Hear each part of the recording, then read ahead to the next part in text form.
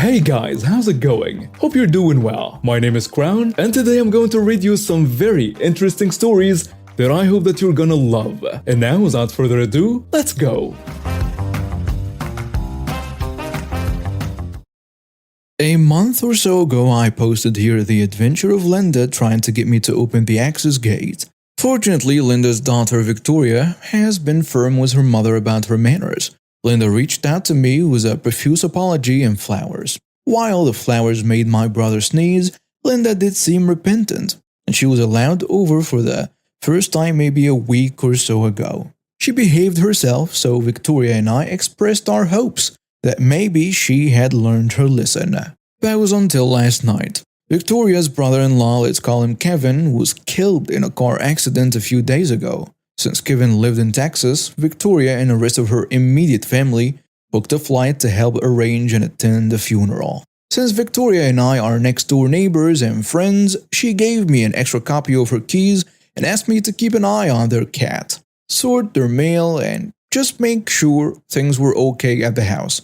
I agreed because this was an emergency and I trust her to take care of our house if something similar happened. Yesterday morning, Linda knocked on my door and politely asked me to let her into Victoria's house because she had forgotten her prescription. Since I wasn't sure if Linda was allowed, I texted Victoria to make sure it was okay for her mom to go in. Victoria said it was fine and I let Linda in. While we were inside, I checked on their cat. I'll admit this was a huge mistake on my part. I was only gone for a moment before Linda said she found what she was looking for, even showing me the medication bottle she had misplaced. Satisfied, I locked up and Linda left. Several hours later, my brother Mark and I decided to go out for dinner because neither of us felt like cooking. When we returned, we saw that some of the lights in Victoria's house were on. I knew I hadn't turned them on, and those lights weren't on a timer to deter burglars. I called the police, explained what was going on, and asked them to come over and check because we weren't foolish enough to go inside and confront a potential burglar. Fortunately, there were a couple of officers, let's call them Warren and Leo, close by, so they came over within a few minutes. While we were explaining what was going on, who would come out of the door but Linda? She was wearing a bathrobe and had her hair wrapped up in a towel, which added to everyone's confusion. "Good evening, ma'am. Sorry to disturb you, but do you live here?" Linda, confused and looking like a scared rabbit, said, "I don't speak English," in Spanish. "Excuse me, ma'am. Do you speak Spanish?" He said that in Spanish. Linda's eyes lit up, probably thinking she had a way out. Speaking rapid-fire Spanish, she got close to Leo and was patting his arm like she was his mother, occasionally pointing at Mark and me. Warren, Mark, and I watched this with uncomfortable confusion. I don't know how Leo was able to keep his cool during all this because this was really awkward for everyone. Leo came back to us with Linda still clinging to him.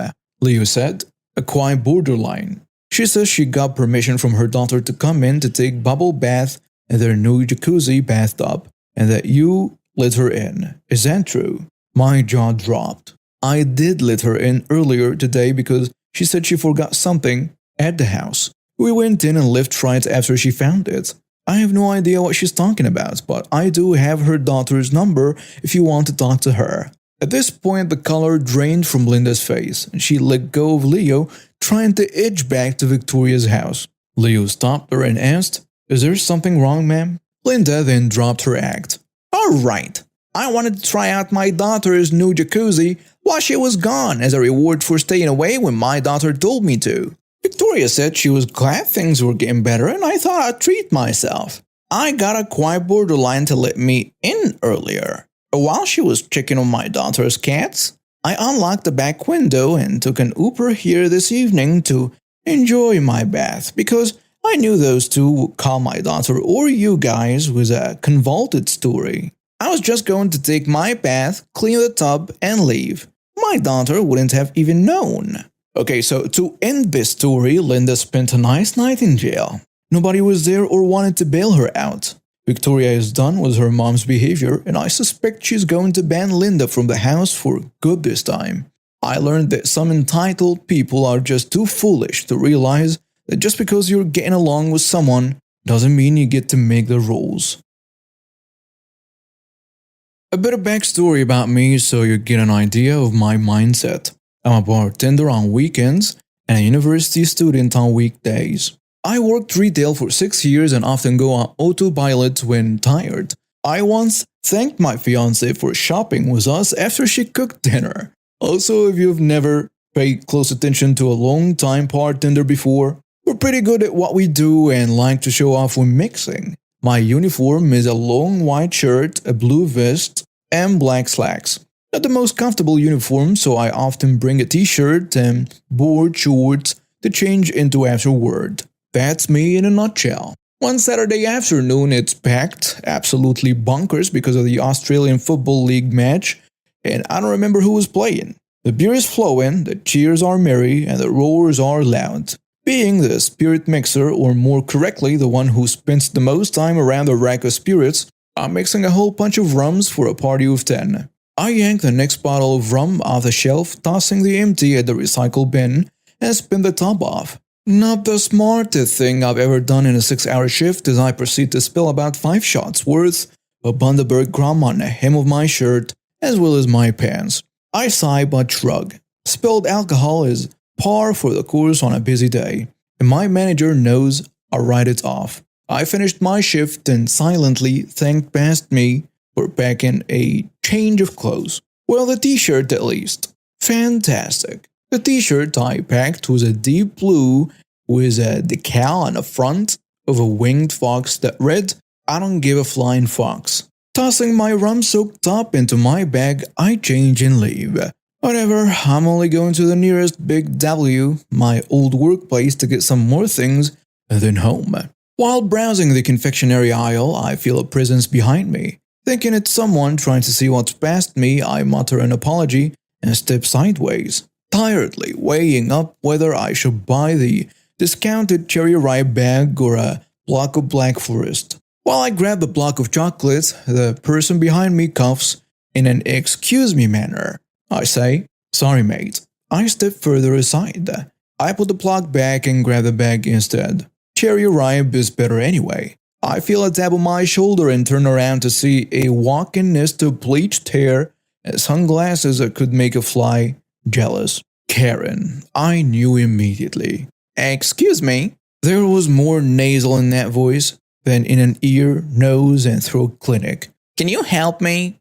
At this point, I'm almost on autopilot, and the presence of this Karen flicks the switch. "Yes, ma'am?" She scoffs as if I have just picked my nose. "Pfft, you shouldn't use such a tone with a customer. Where are your light bulbs?" Obviously, not in a lolly aisle. I think to myself, I don't know, electrical? That way, I think. I gesture in the general direction of homewares and electrical goods. Karen's hands shoot to her hips, stabbing her foot. I stand there like a numpty, wondering what on earth she's doing. "Well, aren't you going to take me there?" "No." She throws her hands in the air. "Well, I never. The service here is terrible." She leans in to jab a finger at me, and I instinctively rock backward. "You need to take me there." Me finally suppressing 6 years of customer service. "Lady, I don't care what excuse you have. You..." She stops, and I notice her nostrils flare. "You're not slow, you're drunk. How dare you? Where is your manager?" Lady. "No, be quiet, you drunk fool." All this yelling brought an actual employee over. Let's call him Slim. He asks, "What's going on?" "How can you let an employee be drunk here? Are you the manager?" "No, ma'am, but he's..." She cuts him off. "I only want to speak to a manager now." Slim turned on his heel and smartly walked over to the public address system, calling our floor manager to confectionery. He wimps out and stays at the registers while my old manager wanders over. Manager asks, "How can I..." She cuts him off as well. "Fire this drunk piece of trash." The manager looks at me, my Flying Fox t-shirt, my rum-smelling slacks, and my blank expression. She was used to seeing that after I finished work. "Miss, he hasn't worked here for years." "Yes, he does. Look at him." She jabs me in the chest and I stumble backward slightly, knocking some Kinder Surprises off the shelf. "You're just protecting this drunk jerk." "Ma'am, you need to calm down." "I won't until you fire this trash. How dare you let a drunk serve me?" Look at him. I can't believe you're covering for him like this. You're not very good at your job, are you? You should be taught a lesson about doing your job properly. I kid you not, this woman talked as if she was a manager's mother. She took a few steps towards him and began her journey to slap him. And as he was not a child, he caught her hand mid-air, and she was pretty slow to be honest. Are you kidding me? Security, you're banned from the store, lady. Get out of here right now. Security guards came running in response to the manager's shout. She kept screaming that she would call the police for this discrimination. The manager stopped in front of her. She had the two guards at her sides. Look at his shirt, you silly woman. It seems she actually took the time to look at my outfit this time. Not the blue bin stripe business shirt the manager is wearing, but a shirt that's borderline offensive and yet cute at the same time. She flicked her hair in annoyance. Excuse me, I am late for an appointment. At 6 in the afternoon? The guards escorted her out while the manager watched her leave before giving me a sideways glance. I shook my hand slowly and just waved it away. Silly customers were something I dealt with at least once a week as a cashier. I bought my cherry ripes and drove home to play World of Warcraft. I once knew a young lad named Trevor, a young man who I regret not knowing better. Trevor, which is very much not his real name, was a more realistic version of what would happen to a Good Will Hunting type personality if he was raised in the rural Midwest. For those who don't know, the culture of Midwestern USA is not defined by football, wheat fields, or people chanting USA. It's defined by boredom, and all the crazy stuff people do is at boredom. The thing about Trevor was that he was insanely smart, though very much on the spectrum, and loved to develop skills that were honestly useless in 90% of the real world. Let's be real. As much as they make for awesome YouTube videos or TikToks, outside of burglars and secret agents, the ability to pick a lock in 6 seconds flat, parkour up walls, or know how to determine a security camera's eye line are not really skills that have much value in most 9 to 5 sittings. But Trevor had those skills. He had learned them from the early days of YouTube, from a forum that used to be owned by a guy known as Moot, from Something Awful. And who knows what other sites existed at the time that a person like myself has never heard of. He was also a Midwesterner, which meant he had the time, space, and boredom needed to get good at them. Now the thing about Trevor is that he went to a school that seemed to still be stuck between the satanic panic of the late 80s and the drug wars of the 90s. They didn't just have all those silly rules on the books. Such as no gangs of 5 or more can congregate. They actually enforced them. This led to poor Trevor, an avid hoodie fan, an odd loner who never could quite get a handle on social things, being an easy target for the administration. Trevor, being a child of the internet, really did try to do things the right way when it came to defying the absurd or unrealistic demands from the administration. When there was an unfair rule regarding shorts, he tried to wear a kilt, but not having the charisma needed to rally other students, he just made a target of himself. And the school just added another draconian rule to the books. Now, I'll never know where Trevor got his idea for revenge on the school, though I would not be shocked if it was from a very particular episode of Malcolm in the Middle. Apparently, after enough failed attempts to stand up to the administration, only to end up with just another draconian rule on a book, something clicked for Trevor. As mentioned, this administration was stuck in the past. Somehow, back in the day, a bunch of rural folks got it in their heads that all their pasty white preteens were all just one rap album away from becoming hardened gangsters and one vampire novel out from sacrificing their schoolmates to the devil, one puff of a substance away from becoming heavy users, and so on. So Trevor, with no heroes to turn to, decided to become the villain. And thus began Trevor's long campaign to make the school as unbearable for everyone else as it was for him. He began small, with little things scattered around the school. Rolled paper with odd-smelling contents scattered behind the gym, a bit of graffiti of some ominous-looking symbol at the corner of a utility shed, and so on. He mostly did these things at night, which, if anyone has ever lived out in the boonies, knows can get darker than if someone just blindfolded you. His main reason for this was to avoid getting caught with any of his little props during the day. Now that the school had suddenly implemented the bag search policy, with each little prop he left behind, the administration tightened their grip around the student body. Graffiti. I really use the term lightly. It was mostly just swears, written on walls and bathrooms in marker and pencils.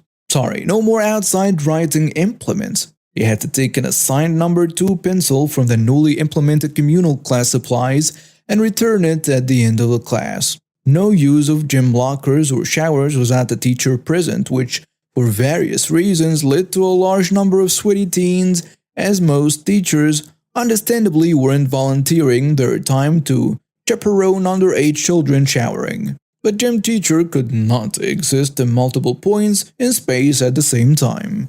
Computer room laptops, screensavers turned to inappropriate anime topics. That one was a twofer. Getting both an entirely unimaginable permission system put in place, limiting computer access outside of class, as well as a general ban on anime, which naturally was very inconsistently enforced. Red-colored shoes with a black star in Sharpie on them. Red accessories are now banned, such as bandanas, shoes, scarves, and so on.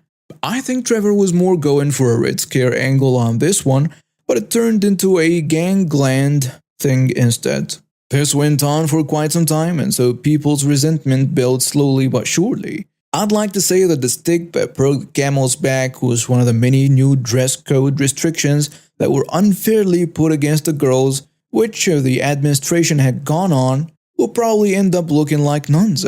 But this is a Midwest after all. The real camel break was the banning of school phones from property. They were already banned from classrooms, but most people put them in their lockers. What pushed the administration to ban them outright was the discovery of discarded burner phones.